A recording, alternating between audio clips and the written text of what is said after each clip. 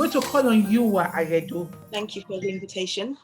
So I've had to rework what I was going to say multiple times after hearing all of you speak. So many consistent themes, so many incredible collaborations, and certainly in the interest of time, I just really want to pinpoint a couple of things. So I'm speaking much more so anecdotally from my experience within my field. And I think that there are a couple of sort of unique points to consider. So previously, one of the speakers mentioned about being an engineer, being in IT, being in male-dominated industry. My industry actually is in nutrition, therapy, and naturopathic medicine, and it's actually very female-dominated. So I had the privilege of training I'm one of the earlier practitioners. And when I studied more than 15 years ago, it was 99.9% recurring female. I've had the opportunity of lecturing in both of the sort of most well-known nutritional institutions here in London, and similar demographic, 99% female. But actually when it comes to be when we're looking at not students but professionals who are well recognized, who are making good income, having good businesses, and actually we see that percentage really shift quite significantly. It's not to say that women aren't, but considering that there are very, very few men who are actually in training in the industry by comparison, it's quite interesting, and it's been a topic of many conversations with my colleagues over many, many years as to what exactly is this, what exactly is going on here, because we don't have, it's as I mentioned, it's not the case that it's a male-dominated industry. So this industry should be led by women, pioneered by women, and women seeing that actually their businesses are flourishing. So I think that there are many different components to this. And again, many of the points have already been touched upon or elaborated upon in great detail, but certainly confidence is a really big thing. So confidence both in oneself, but also at industry,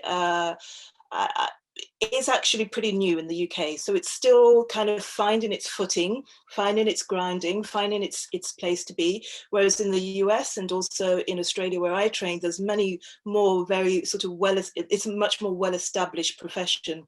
So I think there's been that element historically. But when it comes to individuals, I certainly hear, certainly from the days of lecturing, that it's a very complex field. It's a very, very complex field. Oftentimes I've heard people say, oh, I trained because I wanted to know more about food and how it impacts health. But of course, when you're working from a more of a sort of root cause perspective, and you're working with many different elements of treating a whole person or supporting a whole person, it's very, very complex.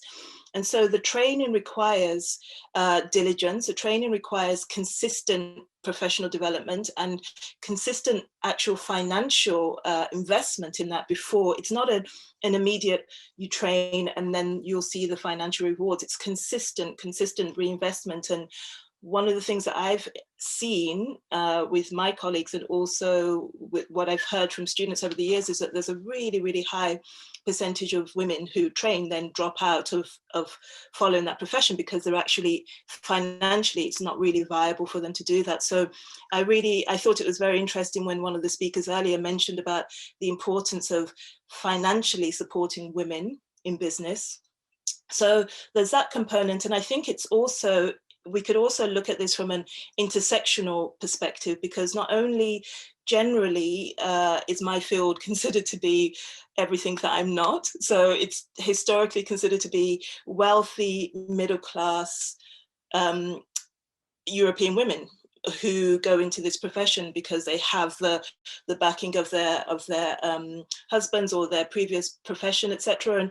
And I remember the days lecturing where the very few times I'd see Black women on the course or on shorter courses, they'd often come up and hug me and embrace me for being there and actually representing. And I think that that's a really, again, it's a really key thing for us to see, not just a sort of the presence of women financially being viable, but the presence of women of all nations in all sectors of their work actually being able to sustain this and maintain this. So I think the intersectional component is at the socio-economic perspective, but also the racial and ethnic perspective.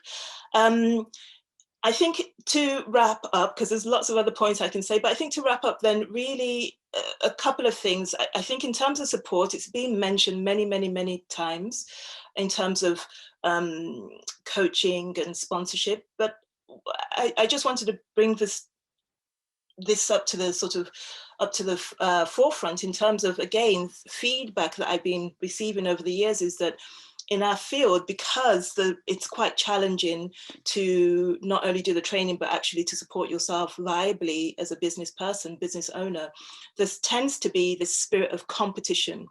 And in my mind, this is something that actually is almost the antithesis of womanhood, in my mind. I'm not saying that it is, but in my mind, I think womanhood historically has been about collaboration. It's been about support. It's been about actually gathering together and let's see how we can lift each other up. And I think that that's really quite an important thing for us to consistently be promoting and consistently be championing.